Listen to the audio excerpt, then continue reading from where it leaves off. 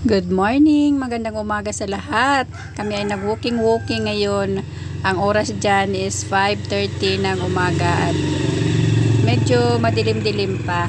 Nagaya si Jasmine na mag-walking daw. Kasi 'di ba, last time medyo may sakit 'yan, kaya ngayon gusto niya mag-walking. So pinagbigyan namin. Maaga kami nagising. At ayan, medyo madilim-dilim pa sa labas, guys. At hanggang ano lang kami, hanggang Purok 5 at bumalik din kasi kailangan pa natin magbukas ng tindahan at okay lang sana kung walang trabaho si Robert, merong trabaho, so kailangan namin bumalik bago mag 7, kaya malapit lang ang aming nilakaran.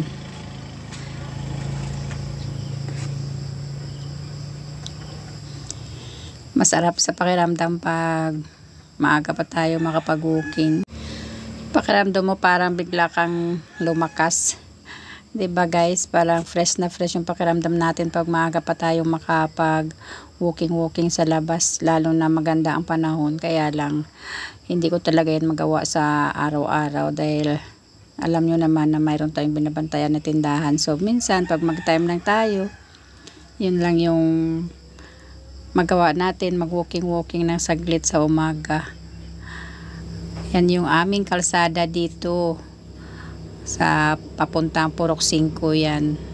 So may mga tao tulog pa. At saka kaunti lang naman ang bahay dyan, ilang bahay lang ang madaanan namin. Pero bumalik naman kami kaagad pagdating doon sa Purok 5, bumalik naman kami kaagad. Kasi kailangan pa natin magbukas ng tindahan. Sayang din naman ang benta natin. So, ayan. Magandang umaga sa inyong lahat dyan. Sa mga natutulog pa. Ang sarap mag-walking. Gusto ko sana mapunta doon sa Malumpati pero hindi talaga kaya. Tingnan nyo yung sunrise. Ang ganda. Tsaka daming paniki dyan. Pero nakakatakot kung ikaw lang mag-isa ang naglalakad dyan. Tapos ang daming paniki. Diba? Ang ingay. Kaya nakamute na lang ito, nag-voice over na lang ako kasi hindi maganda pakinggan ang ingay nila habang naglalakad kami.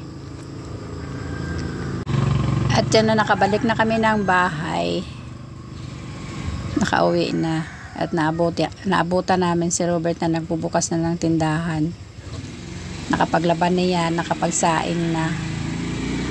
So back to work na tayo guys. Good morning sa inyong lahat. Tayo ay magtatrabaho na ulit dito sa tindahan. Magkakape na lang at magbantay na tayo.